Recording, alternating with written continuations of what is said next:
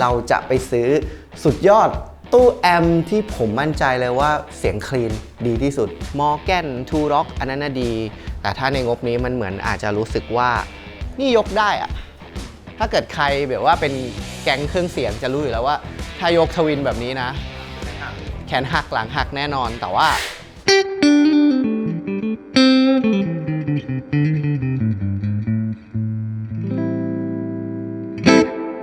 สวัสดีครับผมจักร ณัฐพลครับก่อนอื่นเลยครับเพื่อนๆขอกล่าวคำว่าสวัสดีปีใหม่นะครับขอให้ปี 2567 เป็นปีที่เพื่อนทุกคนนะครับมีความสุขคิดหวังสิ่งใดก็สมความปรารถนานะครับแล้วก็ขอบคุณมากๆนะครับที่ติดตามช่องผมมาตลอดนะแล้ววันนี้วันที่ออนคลิปเนี่ยก็คือวันที่ 31 ธันวาคมนะครับเป็นวันเขาดาวน์แล้วเป็นธรรมเนียมของช่องไปแล้วว่าทุกสิ้นปีผมจะต้องจัดหนักจัดอุปกรณ์เพื่อฉลองปีใหม่นะครับแล้วตอนนี้อยู่ที่จักร ณัฐพลสตูดิโอครับกับบรรยากาศแบบนี้เลยสำหรับปีใหม่ที่จะเข้ามานะครับเดี๋ยวผมจะเปิดคอร์สสอนมีตารางว่างค่อนข้างหลากหลายชั่วโมงยังไงใครอยากเรียนกีตาร์กับผมตัวต่อตัวนะครับแบบ private เลยที่สตูดิโอผมแบบนี้ทักมาถามได้ที่ IG หรือเพจนะครับหรือว่าใครไม่สะดวกมาก็ช่องทางออนไลน์ก็มีการเรียนตัวต่อตัวนะครับแล้วก็เดี๋ยวปีใหม่เนี่ยผมบอกเลยว่าผมจะทำคลิปเป็นวิดีโอสำหรับคนที่มีเวลาซ้อมไม่เป็นเวลามีเวลาเรียนที่ไม่แน่นอนมีคอร์สกำลังจะทำนะรอติดตามด้วยนะครับมาครับวันนี้จะไปซื้ออะไรเราจะไปซื้อสุดยอดตู้แอมที่ผมมั่นใจเลยว่าเสียงคลีนดีที่สุดแต่ก็ต้องนิดนึงนะครับว่าเป็นในเวแบบในสิ่งที่ผมชอบเฉยๆนะเพราะฉะนั้นเรื่องของอุปกรณ์เนี่ยใครชอบอะไรเนี่ยมันหลากหลายมากอย่าไปฟันธงอย่าไปคิดว่าไอสิ่งที่ผมชอบนี่มันแบบจะดีที่สุดในโลกแต่สำหรับผมบอกเลยว่ามันเป็นตู้แอมเสียงคลีนที่ผมว่ามันดีที่สุดอาจจะตกใจกันว่าพี่จักรเพิ่งไปซื้อมานี่ก็คือตัวนี้อันนี้ก็คือ Fender American Deluxe นะครับซึ่งไปจัดมาถ้าเกิดใครได้ดูปีที่แล้ววันปีใหม่ก็เดี๋ยวไปย้อนดูคลิปนะครับก็จะเห็นว่าผมเคยไปเทสกับไอรุ่นที่เป็นแบบน่าจะแบบอะไรนะโซนิกสักอย่างนึงผมจำชื่อรุ่นไม่ได้แล้วก็เลือกตัวนี้มาแต่ว่าวันนี้ที่เราจะไปดูกันมันเป็นแอมคลีนที่ผมว่ามันสุดยอดกว่าตู้ Fender Deluxe อีกอะเดี๋ยวมันสุดยอดยังไงก็เดี๋ยวเราตามไปดูกันนะครับ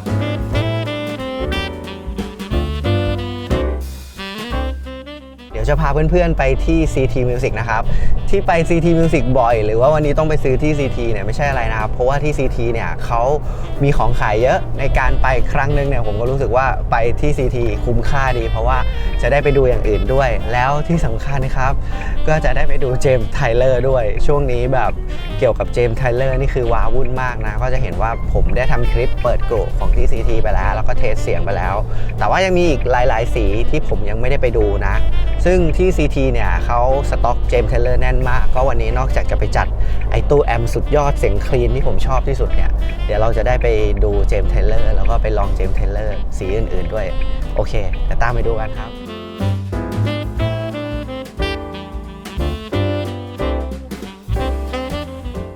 เรามาถึงที่ CT Music แล้วนะครับแล้วก็วันนี้คนที่จะมาช่วยดูแลแล้วก็ให้ข้อมูลเกี่ยวกับอุปกรณ์ก็คือน้องบอลนะครับสวัสดีครับสำหรับใครเป็น FC ช่อง CT Music ก็น่าจะ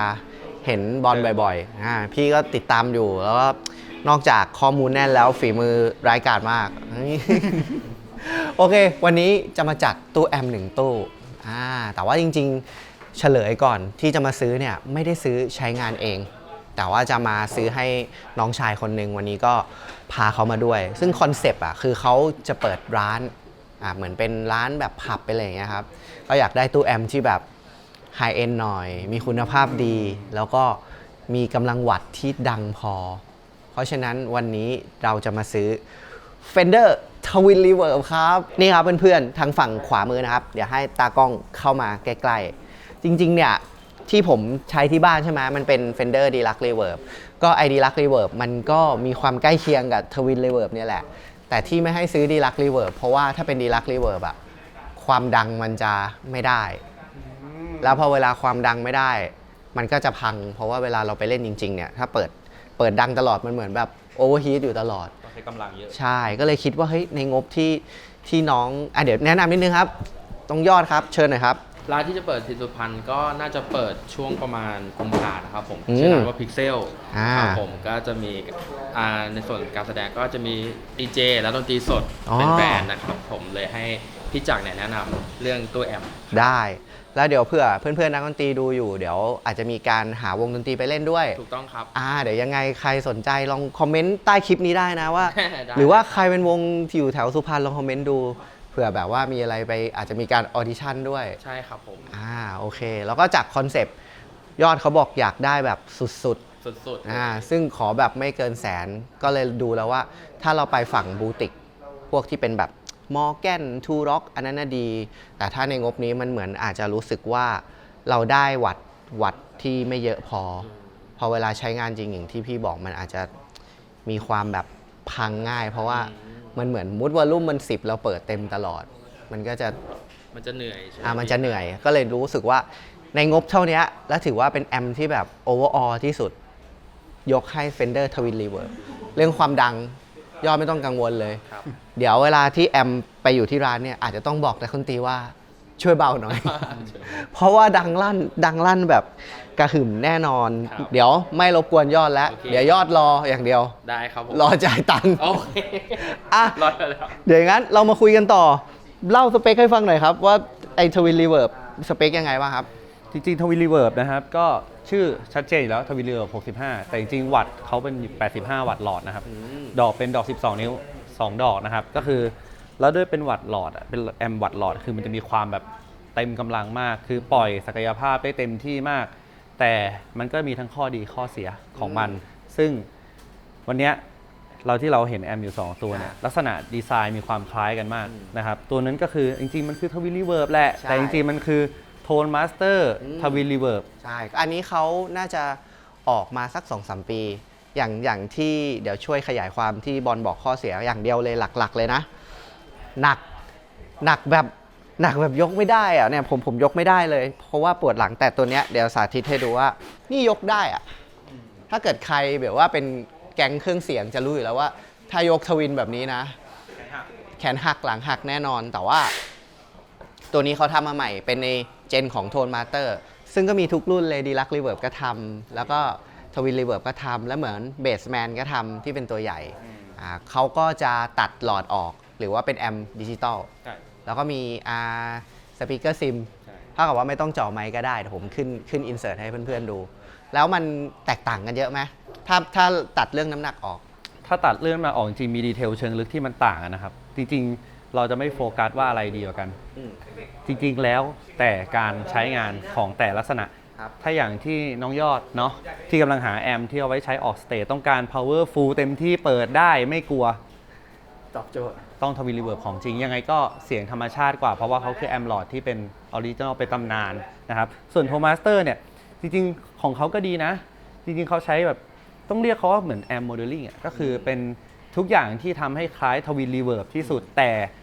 ดอกออกแบบมาให้มีน้ำหนักที่เบากว่าค่อนข้างเยอะหนึ่งและเคลื่อนที่ง่ายอย่างที่2คือมี Line Out Speaker Sim นะครับและราคาที่ห่างกันแบบดิฟกันค่อนข้างใช่อย่าง Twin Reverb นี่ราคาเท่าไหร่ครับ 72,000 บาทครับแต่ถ้าเป็น Twin Reverb Tone Master ราคาครึ่งหนึ่งเลย 37,800 บาทโอเคแล้วก็ในเรื่องการดูแลรักษาครับยังไงก็Tone Master ง่ายกว่าเพราะอย่างถ้าใช้หลอด1ก็ต้องระวังเรื่องการเปิดปิดกับปัญหาเรื่องไฟถ้ากระชากอะไรก็อาจจะไม่ได้บอกว่ามันเปราะบางขนาดนั้นแต่มันก็จะมีดีเทลที่เราต้องแบบดูแลมันดีนิดนึงแล้วก็ในครบวงรอบสมมุติยิ่งถ้าเกิดแบบเขาเอาไปทำเป็นร้านอย่างเงี้ยอาจจะต้องเปิดทุกวันปีนึงอาจจะต้องเปลี่ยนหลอดสักรอบหนึ่งก็จะมีค่าใช้จ่ายอยู่ประมาณนึงอย่างต่ำนะครับรอบหนึ่งแต่เป็นเรื่องปกติแต่อย่างถ้าโทนมาสเตอร์ก็ใช้ยาวๆจนกว่าจะพังกันไปข้างนึงเลยอย่างนั้นไหนเดี๋ยววันนี้มาแล้วซึ่งจริงๆเดี๋ยวพี่จะให้ยอดเขาจัดไอตัวTwin Reverbหลอดกลับไปแต่เดี๋ยวให้เพื่อนๆมาลองเทสซาวด์มาลองฟังกันอาจจะไม่ได้แบบเป็นการเทสแบบ A/B เทสจริงจังอะไรนะครับแต่อยากจะให้เห็นว่าแบบเฮ้ยแต่ละตัวลองเทียบกันเล็กๆน้อยๆให้ซาวด์ที่มันแตกต่างกันยังไงเดี๋ยวเราไปเซตอัพอุปกรณ์กันแป๊บหนึ่ง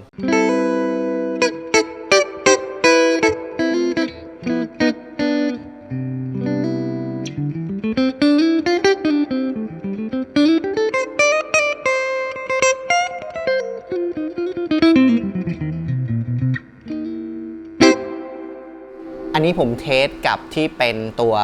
ทวินรีเวิร์บแบบหลอด 100% นะครับเดี๋ยวมาดูหน้าตามันจริงๆมันเป็นแอมที่แบบคลาสสิกสุดๆแล้วมันจะมี2 Channel นะครับก็คือ Channel แรกเนี่ยก็จะเป็น Channel ที่เหมือนเราไม่ได้ใช้รีเวิร์บอะไรมันเลยเห็นนะครับเราจะมีวอลลุ่มมีทริปเปิลมีมิดเดิลมีเบสแล้วก็เสียบอินพุตได้เหมือนกันทั้ง1ทั้ง2นะครับอันนี้ให้เข้าใจง่ายๆก็คือ1เนี่ยผมรู้สึกว่ามันจะมีความแบบใสๆกว่ารวมถึงมีสวิตช์ที่ปรับไบต์ตรงนี้ได้แล้วก็อันนี้ก็คืออีก Channel หนึ่งซึ่งก็จะมีวอลลุ่มมีทริปเปิลมีมิดเดิลมีเบสแล้วก็เป็นรีเวิร์บซึ่งเราจะสามารถเปิดรีเวิร์บได้ด้วยฟุตสวิตช์นะครับส่วน2ปุ่มถัดมาเนี่ยครับมันก็จะเป็นสปีดกับ Intensity นะครับซึ่งจริงๆมันคือเป็นไวบราโตนั่นแหละถ้าเกิดผมอยากจะเปิดเนี่ยผมก็ต้องเหยียบฟุตสวิตช์มันครับเหยียบปุ๊บมันก็จะกลายเป็นไวบราโตแล้ว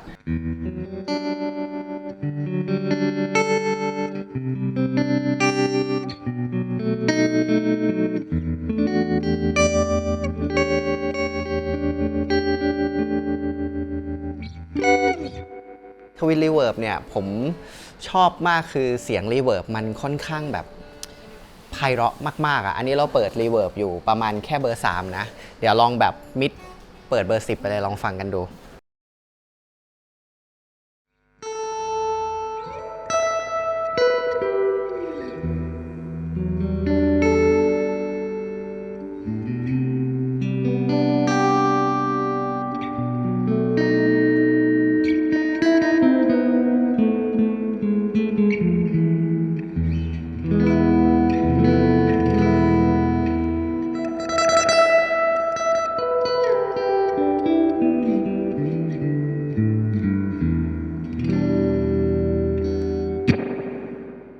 แต่ใช้งานจริงๆผมว่าเนี่ยกำลังดีแบบอยู่ที่แบบประมาณแบบสัก3อย่างเงี้ยกำลังเพาะแล้วนะแบบเวลาเราเล่นริทึมอะไรแล้วมีประกายเสียง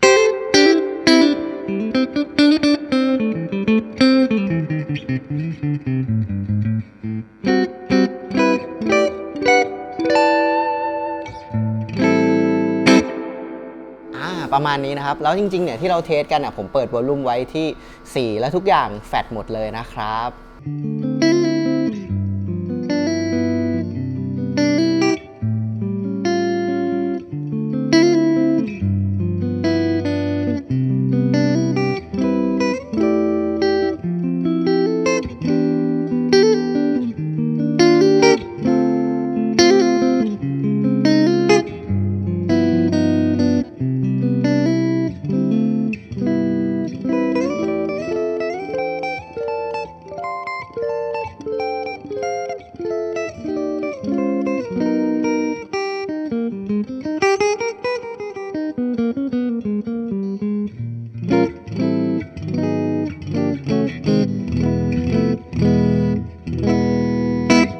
ส่วนโทนมาสเตอร์ครับถ้าเราดูหน้าตาทุกอย่างไม่ว่าจะเป็นปุ่มคอนโทรลมีเหมือนที่ทวินรีเวิร์บแบบปกติมีทุกอย่างเลยนะครับก็เดี๋ยวผมจะลองแบบเล่นสลับให้ฟังว่าเฮ้ยเสียงมันแตกต่างกันยังไงแต่ทีเนี้ยการเทสเนี้ยมันไม่ได้เหมือนแบบได้มาตรฐานที่แบบโหเที่ยงตรง 100% นะเพราะว่ามันมีองค์ประกอบหลายอย่างไม่ว่าจะเป็นสายแจ็คหรือว่าการไมกิ้งนะครับเอาเป็นว่ามันลองให้ฟังกันเป็นฟิลดูว่าเฮ้ยเพื่อนๆรู้สึกยังไงระหว่างแบบที่เป็นทวินรีเวิร์บที่เป็นโทนมาสเตอร์กับทวินรีเวิร์บแบบออริจินอลนะลองฟังกัน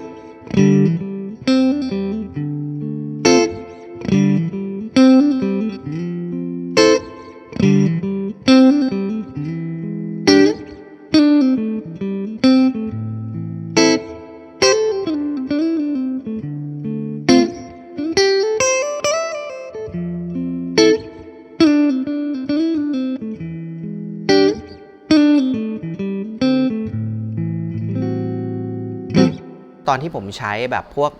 โทนมาสเตอร์ครับจะรู้สึกว่าแบบรีเวิร์บอะครับมัน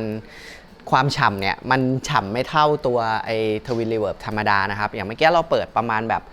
เท่ากันเลยประมาณ4เงี้ยที่นี่ก็แค่3เองมันยังฉ่ำไม่มากเลยก็ถือว่าอันเนี้ยแล้วแต่คาแรคเตอร์ความชอบเลยเดี๋ยวผมลองเร่งมันขึ้นมาหน่อยละกันเอาสักเปิดสัก7แล้วเดี๋ยวผมลองเล่นดูลองฟังกันดู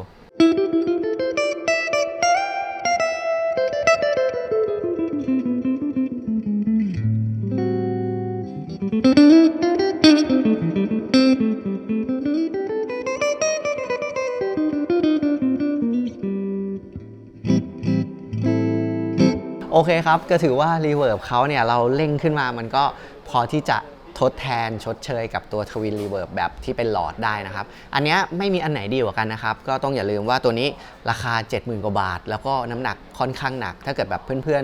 ๆซื้อไปไว้ที่ร้านหรือว่ามีทีมขนอยากได้แบบฟีลลิ่งประสบการณ์ของแอมหลอดจริงๆที่มันแบบเพอร์ฟอร์แมนซ์เต็มที่เนี่ยผมว่าตัวนี้ก็เป็นตัวจบได้เลยแล้วก็เป็นแอมคลีนที่ผมให้เป็นแบบnumber one เลยไม่ว่าจะเป็นเรื่องการแบบเอาไปใช้งานจริงในเรื่องของกำลังวัตต์นะครับส่วน Toastmaster เนี่ยไม่ใช่สู้ไม่ได้นะครับต้องอย่าลืม Toastmaster ก็ราคาดรอปมาครึ่งหนึ่งรวมถึงมันน้ำหนักเบามากแล้วตัวมันเองเนี่ยยังมีสปีกเกอร์ซิมด้วยซึ่งเรายังไม่ได้เทสกันวันนี้นะก็ถือว่าราคาย่อมเยาแล้วก็น้ำหนักเบาเกิดบางคนแบบไม่อยากดูแลรักษาเยอะเพราะเป็น M Lord มันก็ต้องมีการ maintenance ขนก็ต้องระมัดระวังอย่างตัวนี้ก็พร้อมที่จะลุยได้อย่างบางคนอยากจะซื้อไปไว้ที่ร้านแบบถึกๆทนๆหน่อยตัวนี้ก็จบได้เลยที่สำคัญเราได้ความเป็น Fender ด้วยระบบสปีกเกอร์ซิมของมันเนี่ยผมเคยลองมาบ้างได้มาตรฐาน Fender เลยก็ถือว่ามาลองเทสให้ดูกันทั้งรุ่น Twin Reverb ที่เป็นแบบออริจินอลนะครับเป็นแบบ M Lord กับTwin Reverb ที่เป็น Tone Master นะครับ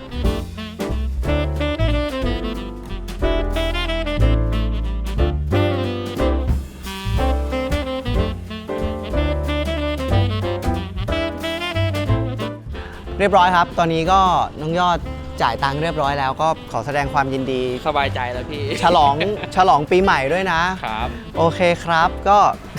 ดูความพยายาม สู้ชีวิตมาก สู้ชีวิตมาก แล้วเดี๋ยวยังไงตอนที่ร้านเสร็จแล้ว ได้ครับ ส่งฟุตเทจมาหน่อย ได้ครับ เดี๋ยวพี่ให้เพื่อนๆได้ดูว่าให้เวลาเอาไปตั้งที่ร้านที่เวทีเนี่ย ได้เลยครับ มันเป็นยังไง ยินดีเลยครับพี่ หรือว่าใครอยู่สุพรรณบุรีนะครับร้านชื่อ พิกเซลครับผม กำลังจะเปิดเร็วๆนี้นักดนตรีไปออดิชั่นได้ ได้ครับผม โอเค คลิปนี้ขอบคุณน้องยอดด้วยนะครับ ครับ ก็ถือว่าเป็นน้องชายสนิทกันวันนี้ ครั ก็ บ พาให้เขามาเสียตังค์สมใจแล้ว ผม ก็ ก็ต้องขอบคุณพี่จักรเขาด้วยนะครับที่แบบเป็นธุระให้ ได้เลยแล้วก็ขอบคุณ CT Music ขอบคุณน้องบอลตอนแรกด้วยนะครับที่มาช่วยให้ข้อมูลนะครับคลิปนี้ลาไปก่อนนะครับอย่าลืมช่วยกันกดไลค์กดแชร์กดติดตามนะครับแล้วก็สวัสดีปีใหม่ 2567 นะครับมีความสุขทุกๆคนเลยสวัสดีครั สวั บ สดีครับ